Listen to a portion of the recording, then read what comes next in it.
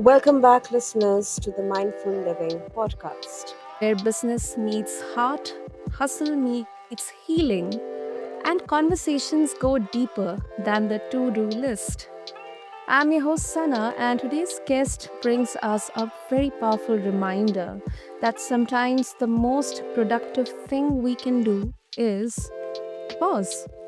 Well, listeners, meet Katie Krimitsos. She's the founder and CEO of the Women's Meditation Network, which is a global movement helping millions of women slow down, reconnect, and intentionally create their lives. With over 170 million downloads across her 20 meditation podcasts, she is a trailblazer in the wellness and audio space. But her story isn't just about success, listeners. It's about surrender, soul alignment, and choosing presence over perfection. As someone who juggles multiple shows, a business, and then a passion for impact, I have come to realize that stillness can be a strategy, not a setback. It may feel like initially, but trust me, listeners, with a pause, with a break, it can help you in so many ways. So, I am especially excited to explore how Katie built a meditation empire while raising two girls, being a wife, and honoring her own evolution as a woman and entrepreneur. So, let's quickly dive in. So, Katie, welcome to the show, and it is such an honor to have you with us today. Oh, Sana, I'm so grateful to be here. Thank you so much. Wow. Okay. So, Katie, 170 million downloads and pink meditation podcast. I mean, the numbers are astounding. So, you launched your first meditation podcast while uh, pregnant with your second daughter. What was that moment of transformation like? And did it shape the vision for Women's Meditation Network? Yeah, it's actually being pregnant with my second daughter was the reason. It was the impetus for creating the Women's Meditation Network. At the beginning of 2018, I was what about 4 years, 4.5 years into another podcast journey that I had. I had another podcast since 2014 that was dedicated to helping women entrepreneurs. I did beautiful interviews like this, all about, talking to these amazing women about their business journeys and what they've done and what they want to build. And I connected to that. I was a business strategist. Women hired me to help them grow their businesses in a very conscious and forward thinking and heart centered manner. And I loved it. I did masterminds, I had courses, I did all the things. I loved it. Um, Mhm. and and in April of 2018, we found out we were pregnant, and I just immediately, like, I heard my intuition tell me, "You're done with that business." Which was very scary because it was a very profitable business. It was, it was a healthy six-figure business, and I love doing it. So it was kind of a shock for me to hear my intuition whisper that. But I knew, at this point I have listened to my intuition enough, and I knew that I needed to take a listen. And so I just sort of put a pause. You talked about, the value of taking a pause. I sort of took a pause. I kept, the clients I currently had. I basically left everything sort of status quo and showing up for what I needed to show up for in that business, but did not do anything new that I had planned to do. And with that sort of downtime, I would, in my new couple months of pregnancy, I would go on walks with my husband every day. And to make a very long story short, in these walks and in this sort of questioning, well, if I'm not supposed to do this, what am I supposed to do? Where do I go from here? The idea of the Women's Meditation Network was created, and it didn't take me very long to see, oh, that would be this natural evolution of my work with women in the world. No one knew me for meditation at the time. No one even knew I meditated as an individual. They just knew me as this, like, hardcore businesswoman. And so I knew that people on the outside would probably not get it, but that didn't matter. I knew that I understood this evolution, and I knew it could be a brand new different business model. I knew that there was a niche market who was waiting for this, because it didn't really exist back then. If you searched women and meditation in Spotify or Apple, one podcast showed up and I was like, "No, no, no, no. This is not enough. There are plenty of women searching and I have something to say to them. I have something to give to them." So I launched Meditation for Women, which was my very first one. A couple a month, maybe 6 weeks later after this. So I was what, 3 months pregnant, launching my very first podcast. I had a toddler at home, launching that very first podcast of the Women's Meditation Network and I just figured it out. There's a lot of stuff in between that and where I am now, but that's sort of where I was at that point. And, um, fast forward when right after my daughter turned one, the girl I was pregnant with, after she turned one and I had a 4-year-old, that's when I officially sort of let go of that old business podcast and went forward facing with full time with the Women's Meditation Network. Wow.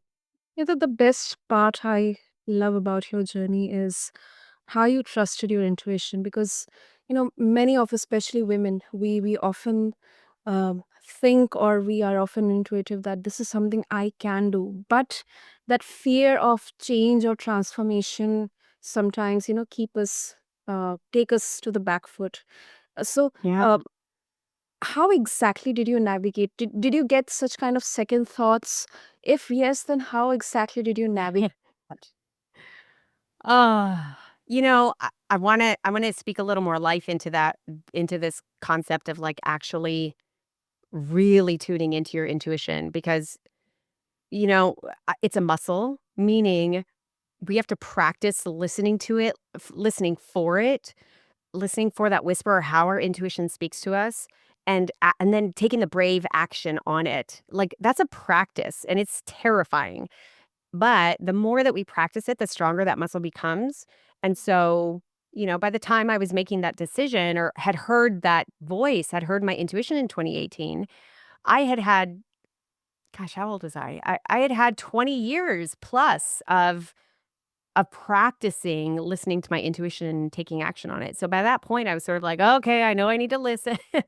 It wasn't a new thing for me, um, uh, but that doesn't mean that like, oh, everything's great from here on out. Yay, I'm super confident and everything's gonna be great.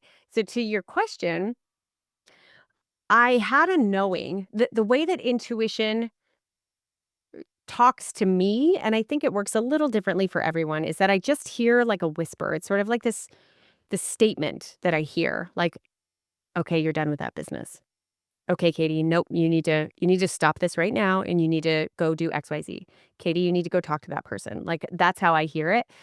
The action what's on the other end of the action when I actually do what I hear my intuition say, it brings up a lot of ego. Like, Yeah. so,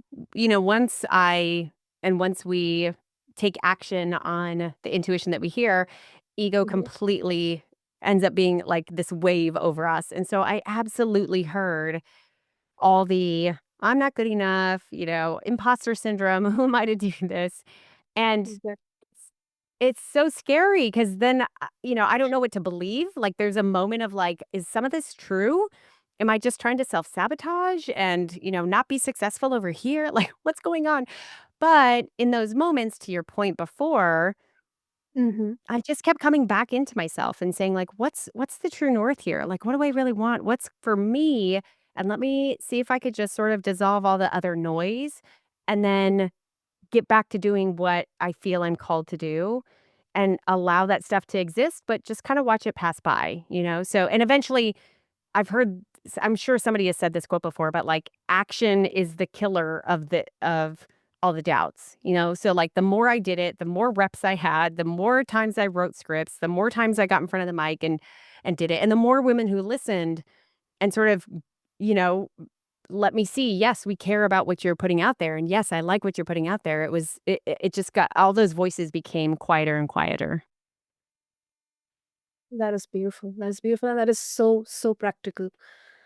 And also, secret sauce, 4 million downloads per month, Katie. Your Mhm. meditations, they clearly resonate. S- So when we think, or we try to think about meditation in the context of women, what emotional or spiritual gap do you think you are helping women fill in today's high pressure world through meditation?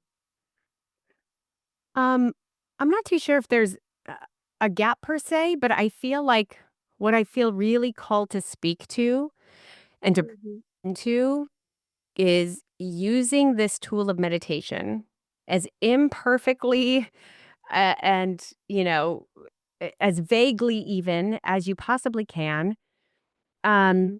to use it as a tool to get to know yourself and use it as a tool for deep self-awareness and self-knowing, Okay. because I believe that when we use this time, when we take the pause, when we come into ourselves, when we choose to opt out of all of that noise that is constantly going on and all of that motion that we are constantly in, when we Mhm. choose to do that and we come inside, all of the questions that we have about our lives, all of the things that feel unsettled, all of the things that we have questions about or anxiety about or worry about, like all of it becomes so clear, and so many times we are looking outside of ourselves for answers on what questions we might have, or for solutions for some of the things that feel unsettled or unknown. And I really have come to believe that meditation is a powerful tool to find the answers, and they're all within yourself.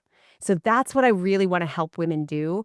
And I believe I'm doing that in a way that feels really open and approachable and doable and relatable, so that it doesn't have to be, meditation doesn't have to be something hard that you have to go study. And there are plenty of other ways to do meditations, but you can literally just press play on any title that you find in our 20 shows. Many of them, are updated daily. You could literally just be like, oh, I need that. Like, let go of anxiety today. Okay, great. Oh, I need find the stillness within you. Oh, I need a chakra meditation. Oh, I need a mommy needs a timeout meditation. Like, I need this. And so if you can trust and surrender, as you said before, surrender to that guidance and to the experience, you can get the benefits of opening up this space inside of you and really connecting with your voice, your soul, your knowing, your true nature. And that is so powerful, because then you start making decisions and taking action in your life and putting together a life that is 100% designed by you and not by anyone else, including the past version of yourself and including the ego who wants to create stories for you to live a certain way, right? So Yep. it's to me, it's one of the most empowering things that I can give to women is a portal to themselves and their true selves. I'm not sitting here trying to tell you who you should be or how you should live your life. I want you to use this tool to figure that out for yourself and to boldly step into the life that you are here to lead. That is so, so empowering. That is so empowering. Wow. Beautifully, how beautifully meditation translates into uh, the lives of, all the women out there. Each have their unique identity, their, unique selves, their conscious selves, and, different roles to perform. I absolutely, absolutely love that idea. How it has been, you know, uh, it has created this beautiful, world of meditations, and helped women to express themselves in their own way, not just being told that this is how you should live or express yourself. Wow. Right. Okay. Great, great. Katie, also, uh, let's look at this from a different perspective. Many people associate meditation with slowing down, or maybe mindfulness, that slow down, enjoy, and feel the presence, feel your presence, feel each and every moment. Yet you have built a fast growing, thriving brand out of it. So, how do you Right. reconcile tension between stillness and then scaling? On one hand, you're doing the meditations, but then on the other hand, I know, 20 meditation shows, it's a different ballgame altogether. So, how exactly do you do Yeah. that? Oh, that is a very insightful question. Thank you for that. Um, Mhm. I feel this is a very universal feeling amongst many women, and maybe men have this too, but I know many, many women who do. Many of our listeners have this feeling of I want to run as fast as possible towards the dreams, towards my ideal life, my ideal self, right? And there's a lot I want to do, and I'm excited to do that. And I'm gonna burn out really fast if all I do is sprint.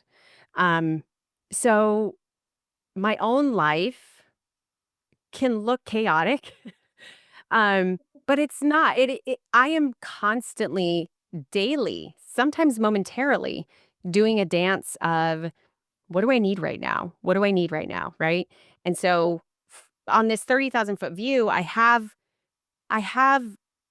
some level of a schedule and a routine that helps me optimize my time and my energy, right? Um, and I am very aware at any given moment when I need to slow down. I don't s There are some times when I do schedule that. For example, like, I go on solo retreats a lot, probably 3 or 4 times a year, where I just get away for 24 hours, 48 hours, and I have my most important category of that is that I don't have to be responsible for anyone except for myself. I need to get away. Um, so that's one thing that I do schedule.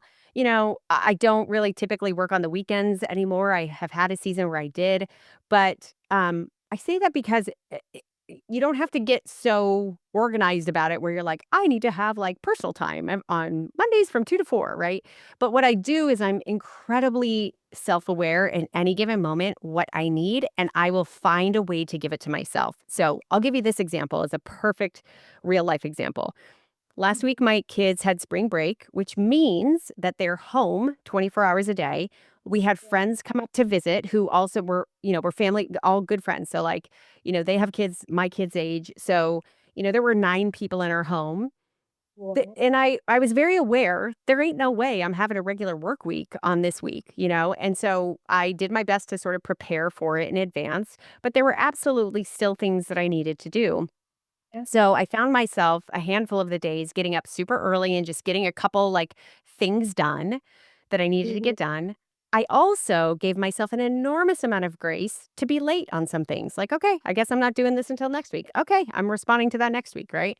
And then on Monday, when Monday came around and the kids go back to school, and I'm like, yes, I thought I'm going to be ready to run because I am like, yes, I have kid free time and I have all this like focused time to work on this business that I love and everything. Girl, I was exhausted. I did not want to do one thing.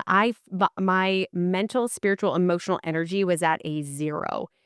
And so you know what I did? I was like, okay, is there anything I have to do today? And there was one thing I had to do. I got that done, and then I literally zoned out the rest of the workday. I didn't do anything, and I let it be okay that I didn't do anything. I laid on my bed, I kind of fell asleep for 15 minutes, I walked around outside, like, I just let it be okay that I had this moment to pause, knowing and trusting when I restore, when I renourish, I'll Mhm. come back completely in the zone later. And maybe it's not tomorrow. Maybe I need another day. I don't know. It ended up being where Tuesday came back and I was like, yes, let's go. Um, but I sort of call that like slow down to speed up.